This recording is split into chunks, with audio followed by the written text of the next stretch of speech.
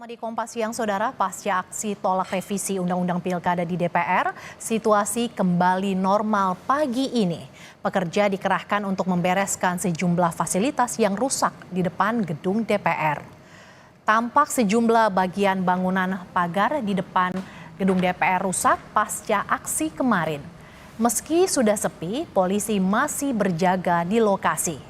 Kemarin, mahasiswa dan sejumlah elemen masyarakat melakukan demonstrasi menolak revisi Undang-Undang Pilkada. Dan hari ini rencananya akan digelar aksi serupa. Sementara di gedung KPU Jakarta Pusat, hari ini rencananya juga akan digelar aksi demonstrasi mengawal putusan Mahkamah Konstitusi soal Pilkada. Namun hingga kini belum terlihat ada pergerakan massa di sekitar gedung KPU di Jalan Imam Bonjol, Jakarta Pusat. Kita akan pantau langsung kondisi terkini di depan gedung DPR Senayan, Jakarta dan gedung KPU di kawasan Imam Bonjol, Jakarta Pusat. Sudah ada jurnalis Kompas TV, Tifal Solesa dan juga Triksi Valencia. Kita terlebih dahulu menuju ke gedung DPR Jakarta. Tifal, selamat siang. Bagaimana kondisi terkini di sana? Apakah akan ada aksi lagi hari ini, Tifal?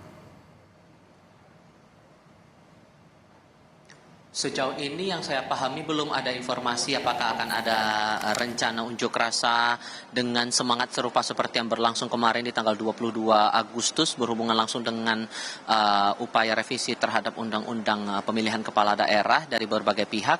Tapi yang sejauh ini yang saya pahami, mengingat saya berada saat ini di Gedung Nusantara II, sejauh ini Dewan Perwakilan Rakyat Republik Indonesia hanya memiliki dua agenda. Yang pertama, agenda berlangsung di Komisi 3 DPR RI, di Komisi Bidang Hukum. Ini dilangsungkan rapat kerja dengan Menteri Hukum dan HAM Supratman Andi Aktas di ruang rapat Komisi 3 DPR RI. Ini sudah berlangsung sejak pukul 9.30 waktu Indonesia bagian Barat. Dan agenda kedua adalah agenda dari Panitia Khusus atau Pansus Penyelenggaraan Ibadah Haji yang digelar seharusnya pada pukul 9.30 waktu Indonesia bagian Barat di ruang Badan Anggaran DPR RI. Namun dari konfirmasi terakhir oleh salah satu anggota Pansus DPR RI yang juga anggota Komisi 8 DPR RI fraksi Partai Kebangkitan Bangsa Marwanda Sopang, agenda Pansus untuk memeriksa sejumlah pihak dari Kementerian Agama Republik Indonesia pada hari ini dibatalkan dengan alasan dari Kementerian Agama memiliki agenda kegiatan lain atau agenda kerja lainnya.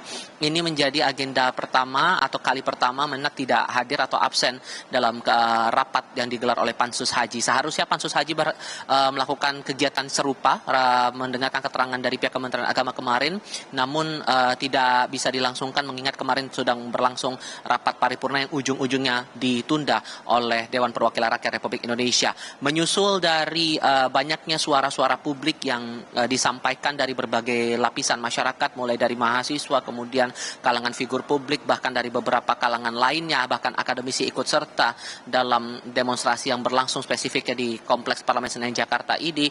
Kemarin Sufmi Dasko Ahmad selaku Wakil Ketua DPR RI fraksi Partai Gerindra yang juga menjadi pemimpin dalam rapat paripurna kemarin ini menyatakan bahwa DPR RI memutuskan untuk membatalkan pengesahan atau pengambilan keputusan tingkat kedua untuk revisi Undang-Undang Pilkada atau revisi Undang-Undang Pemilihan Kepala Daerah seiring dengan banyaknya suara-suara atau dorongan dari publik untuk menunda atau membatalkan revisi Undang-Undang tersebut. Terlebih lagi kemarin kalau kita ingat yang terjadi di arena rapat paripurna, di ruang rapat paripurna Gedung Nusantara II ini, jumlah anggota parlemen yang datang dalam rapat ini tidak sampai quorum setengah dari total 575 anggota DPR yang seharusnya ikut serta dalam rapat tersebut. Hanya 89 anggota DPR yang hadir sehingga ini tidak mencapai quorum standar untuk bisa mencapai pengambilan keputusan secara sah, sehingga kemudian ditunda pada awalnya lalu kemudian diputuskan dengan dinamika yang muncul di masyarakat di beberapa daerah. DPR akhirnya memutuskan untuk tidak melanjutkan pengesahan terhadap RUU Pilkada ini ke tingkat kedua atau tingkat rapat paripurna. Dan pada ujungnya Dasko juga sudah menegaskan kembali kemarin dalam keterangan persnya kepada wartawan pada Kamis malam bahwa aturan yang berlaku untuk pendaftaran calon kepala daerah dari partai politik dan gabungan partai politik ini menyesuaikan dengan putusan yang dikeluarkan oleh Mahkamah Konstitusi Republik Indonesia untuk dua hal. Pertama, berkaitan dengan syarat parpol dan gabungan partai politik yang bisa mengusung kandidat, dan yang kedua adalah syarat usia atau syarat minimal usia bagi calon kepala daerah untuk ikut serta dalam pemilihan kepala daerah, baik itu di level pemilihan gubernur, pemilihan wali kota maupun juga pemilihan bupati. Untuk dinamika yang berlangsung sejauh ini di DPR yang saya lihat masih terbilang cukup sepi kegiatannya, hanya ada dua itu, mengingat dia biasanya untuk kegiatan DPR di setiap hari Jumat adalah agenda-agenda fraksi, sehingga tidak banyak agenda rapat yang berlangsung hingga saat ini, dan ini masih akan saya cermati di Kompleks Parlemen Senayan Jakarta. Mercy. Dari gedung DPR kita menuju ke gedung KPU Jakarta Pusat. Sudah ada Triksi Valencia di sana. Triksi, setelah DPR membatalkan revisi Undang-Undang Pilkada dan KPU pastikan mengikuti putusan MK, bagaimana nantinya PKPU untuk Pilkada 2024, Triksi?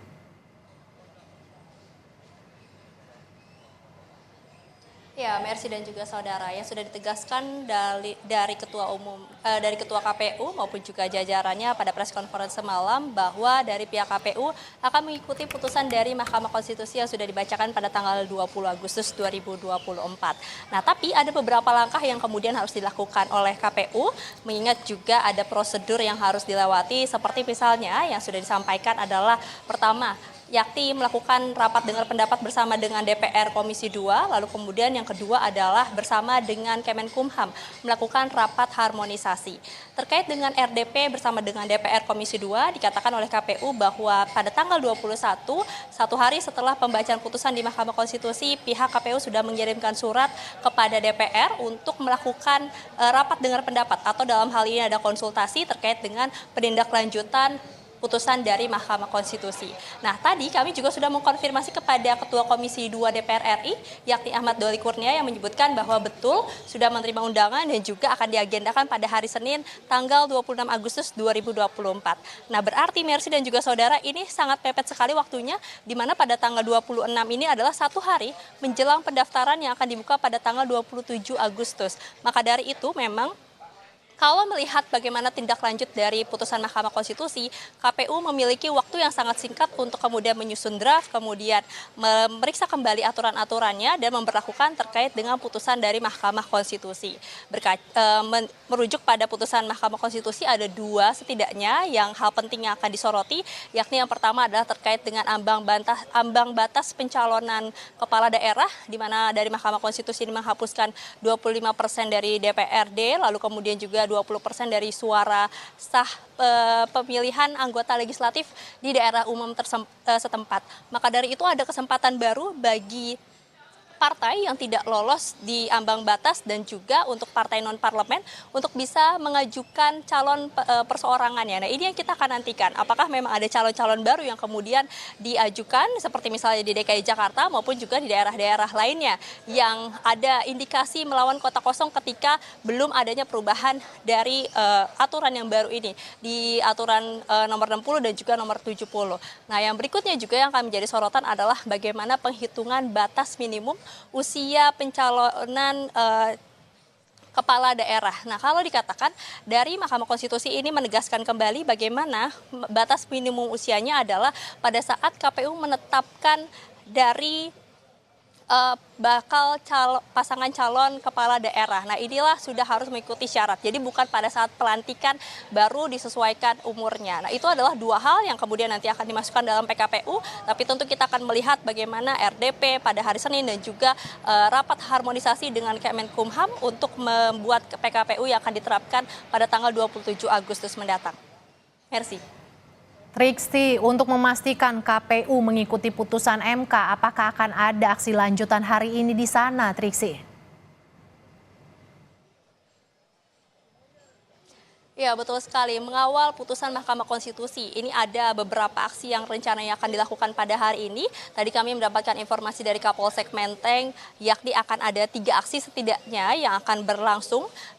Kalau dari informasi sebenarnya dari pukul 10 pagi, tapi kalau kami melihat belum ada massa yang hadir di tempat ini, dan berikutnya adalah di waktu ataupun juga selesai sholat Jumat. Nah, kita akan melihat apakah memang ada peserta ataupun juga aksi unjuk rasa yang kemudian datang untuk melakukan pengawalan ataupun juga menyuarakan pendapatnya terkait dengan pengawalan putusan Mahkamah Konstitusi. Untuk lebih lengkapnya terkait dengan pengamanan dan juga rekayasa lalu lintas, kita dengarkan berikut kutipan wawancara dengan Kapolsek Menteng, yakni Kompol Bayu Marviando berikut ini. Baik, dari pemberitahuan yang kami terima bahwa hari ini di KPU akan ada 3 kegiatan massa aksi. Yang pertama itu dari aliansi buruh, yang kedua dari mahasiswa, dan satu lagi dari kelompok buruh juga. Infonya mereka akan bermain di jam 10, namun sampai dengan saat ini mereka belum hadir. Kita di KPU sudah menyiagakan 1.500 personil, gabungan dari TNI, Polri, baik itu dari Mabes Polri, Polda, dan Polres Jakarta Pusat. Untuk rekayasa lalu lintas Untuk rekayasa lalu lintas, kita menutup jalan di sepanjang Jalan Imam Bonjol depan KPU.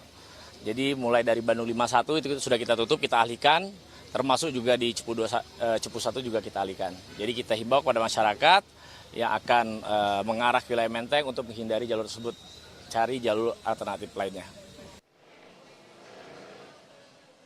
Ya, Mercy, tadi kami sempat mengkonfirmasi kepada Ketua Partai Buruh ataupun juga Presiden KSPI terkait dengan aksi unjuk rasa yang akan digelar di gedung KPU. Dikatakan bahwa memang pada hari ini akan dialihkan ataupun juga ditunda terkait dengan unjuk rasa yang akan dilakukan oleh masanya. Mengingat juga sudah ada pembatalan yang disampaikan oleh pihak DPR untuk merevisi Undang-Undang Pilkada, lalu kemudian juga ada komitmen dari pihak KPU untuk menindaklanjuti putusan Mahkamah Konstitusi. Maka dari itu dari pihak buruh ini akan menunda. Akan tetapi yang digarisbawahi dan juga yang ditekankan adalah pihaknya dan juga masyarakat akan terus mengawal bagaimana putusan Mahkamah Konstitusi ini akan benar-benar diterapkan, terutama mengingat pada tanggal 27 Agustus ini adalah pembukaan pendaftaran untuk calon kepala daerah. Mercy. Gerakan mengawal putusan Mahkamah Konstitusi terkait pilkada masih berlangsung. Terima kasih jurnalis Kompas TV, Triksi Valencia di gedung KPU, dan juga sebelumnya ada Tifal Solesa yang berada di gedung DPR. Terima kasih kawan-kawan.